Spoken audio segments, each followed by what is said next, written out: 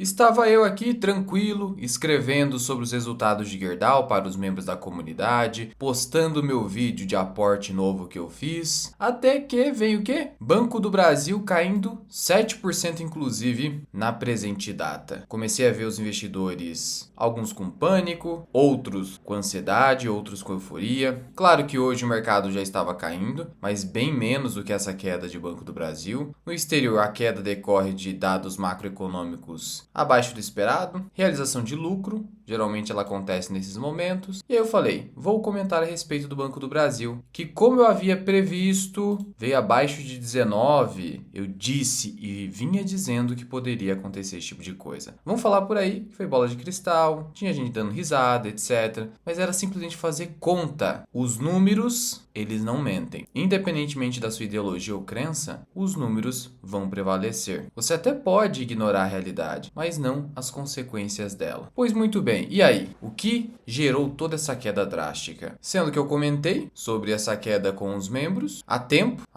e agora estou trazendo esse vídeo público aqui no canal. Cheguei a ver o seguinte comentário do Thiago Santos. Banco do Brasil a R$ 10? E aí, hein? A R$ 10? Vamos entender se isso poderia acontecer. Claro, já antecipo, tudo é possível, mas a gente está ligado à probabilidade. Será que é provável disso acontecer? Olha, Banco do Brasil, já vamos falar por que ele caiu tanto. Mas vamos fazer as contas aqui? A 18,33. Qual o valor de mercado do Banco do Brasil? O valor de mercado é de 105 bilhões de reais, tá? 105 bilhões. Aí eu te pergunto, vou clicar aqui em contábil, faça conta, simplesmente faça conta. Lembrando que o Banco do Brasil sempre deu lucro, mesmo em anos difíceis, sempre deu lucro. Pois muito bem, mesmo durante o governo Dilma, importante lembrar, tá vendo aqui atrás, ó, lucro. Certo, qual foi o lucro líquido do Banco do Brasil em 2021? 19 bilhões, 20 bilhões de reais. Só que de lá para cá, a carteira de crédito cresceu muito. Então, olha, seria muito difícil do lucro do Banco do Brasil voltar para 20 bilhões. Seria voltar aí 4 a 5 anos no tempo. Poderia acontecer? Até poderia. Então, para mim, o cenário mais pessimista com o Banco do Brasil seria ele reportar um lucro de 20 bilhões. Sendo assim, se eu tenho 105 bilhões de valor de mercado, e aí eu tenho 20 bilhões de lucro, a gente está falando de 5,25 vezes lucro. Isso se ele lucrar 20 bilhões, o que é um cenário bem pessimista.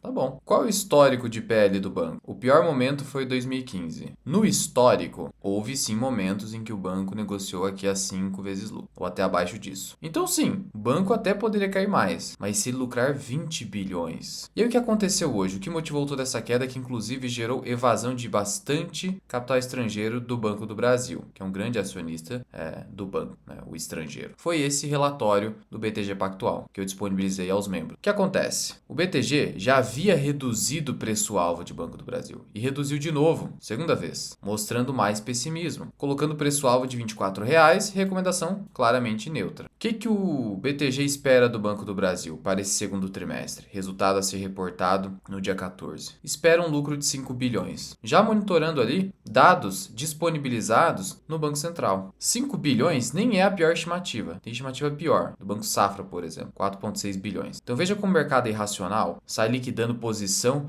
mesmo quando já há previsão, por exemplo, do Banco Safra, de que o lucro seria até abaixo desse relatório aqui, que motivou toda essa queda de hoje, seria um ROI de apenas 11%, fechando o ano com um ROI de 12%, com lucro projetado de 23,5 bilhões. Esse 23,5 bilhões seria a projeção mais pessimista que a gente tem hoje no mercado com o Banco do Brasil. Então tá longe de ser 20. Se o lucro do Banco do Brasil for próximo de 22 bilhões, vamos colocar assim, até abaixo dessa estimativa, que é a mais conservadora hoje, a gente estaria falando de um Banco do Brasil negociando a 4,75 vezes lucro, um earning yield superior a 20%. Isso quer dizer que se o banco não tiver mais queda no lucro líquido para os próximos anos, você teria uma perspectiva, como acionista, de ter um retorno próximo de 20%. Como, Luan? Se o payout deve cair para 30%, como disse o BTG. Sim, você não vai receber isso na sua conta 20% ao ano, desde que o lucro não caia. Óbvio que você não vai receber isso. E também não há perspectiva clara de que o mercado vai precificar isso rapidamente, ou seja,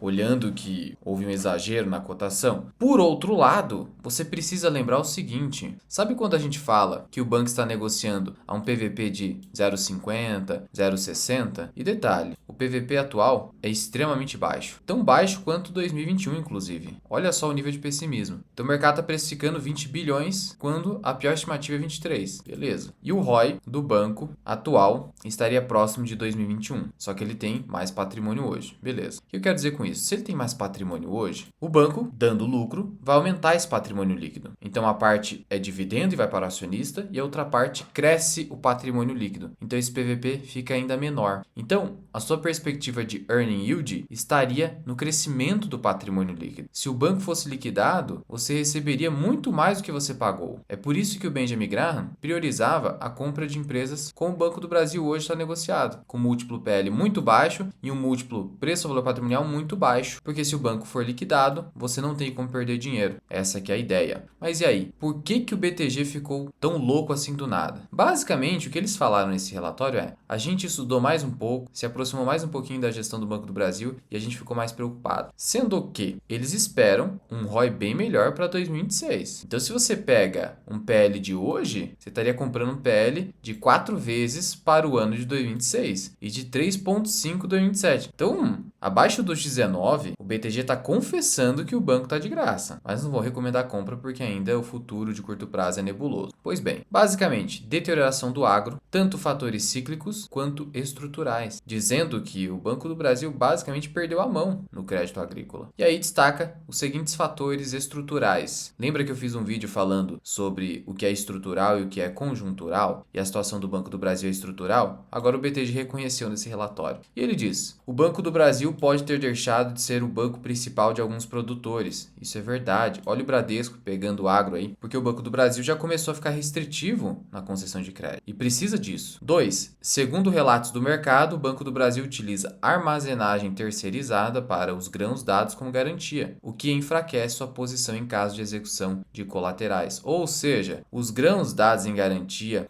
pelos produtores, eles estão sob armazenagem terceirizada. Isso dificulta a execução. Está terceirizado, não é próprio. Beleza. Mas isso aqui não é o grande problema. A Lei 14.112 de 2020 permitiu que produtores rurais recorressem à recuperação judicial, impedindo a execução de hipoteca. Isso é ruim. E aí, a gente sabe o que está acontecendo. E 4. Muitos novos produtores passaram a cultivar soja atraídos pelos preços elevados nos últimos anos. E aí, deu no que deu. Eles aí foram atraídos por isso e agora estão recorrendo à judicialização sem receio de perder acesso ao crédito subsidiado. E aí, esse cenário desafiador da RJ, da recuperação judicial, está complicando. Olha só, a recuperação do agro pode demorar. O que está acontecendo? Escritórios de advocacia estão oferecendo a judicialização como forma de reduzir passivos, o que caracteriza uma forma de litigância oportunista. Isso está quase unânime no mercado hoje em dia. Perdas esperadas, despesa com provisão, podem seguir elevadas por mais tempo, ou seja, para o BTG, a deterioração foi rápida, acelerada, foi rápida mesmo. Já a recuperação é lenta, a gente sabe que é lenta. É basicamente a seguinte regra: toda destruição ou deterioração é rápida. Já a construção ou recuperação é sempre lenta, fato. Ainda assim, eles veem um ROI de 15%, que seria um ROI até bom, mas vem um cenário ainda mais pessimista que o Itaú, com um dividend yield estimado de 5,6%. Com a queda de hoje, aí você tem pelo menos 6% de dividend yield, segundo o BTG. Mas nesse cenário, o banco tem que preservar capital. Ele não vai distribuir muitos dividendos mesmo, o que torna o carrego mais custoso, obviamente. Obviamente, o BTG espera um crescimento da carteira de crédito menor, claro. Não tem como crescer carteira agora. É igual a Cosan tendo que reduzir de tamanho. Não é foco para crescer carteira, é para melhorar a qualidade da carteira. E aí, eles esperam um lucro de 28 bilhões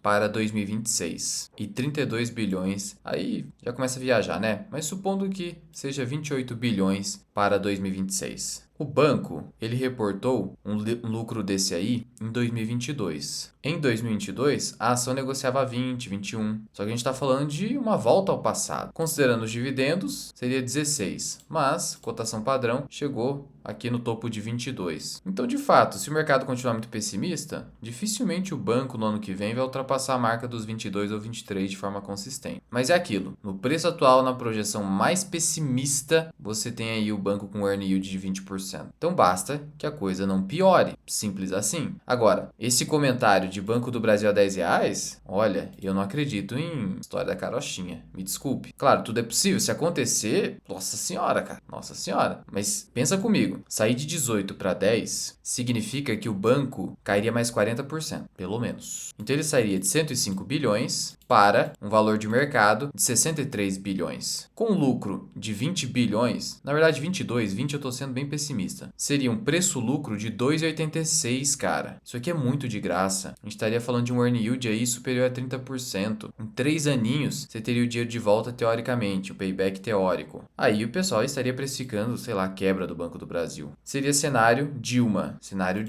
Olha, seria bem exagerado. E obviamente foi uma grande oportunidade. Grande. Mas eu não conto com essa ideia. Agora, pode cair mais? Pode, Ninguém pode prever o fundo do poço. Mas o patamar atual já é, vamos dizer assim, razoável, pensando no histórico de negociação do Banco do Brasil. Agora, se eu vou comprar, isso tudo eu só estou revelando para membros. Então se torne membro, desembolsa um cascalho aí e vem acompanhar esse conteúdo aqui da área de membros da comunidade FMI. Qualquer dúvida, é só deixar aqui embaixo e eu te vejo no próximo vídeo.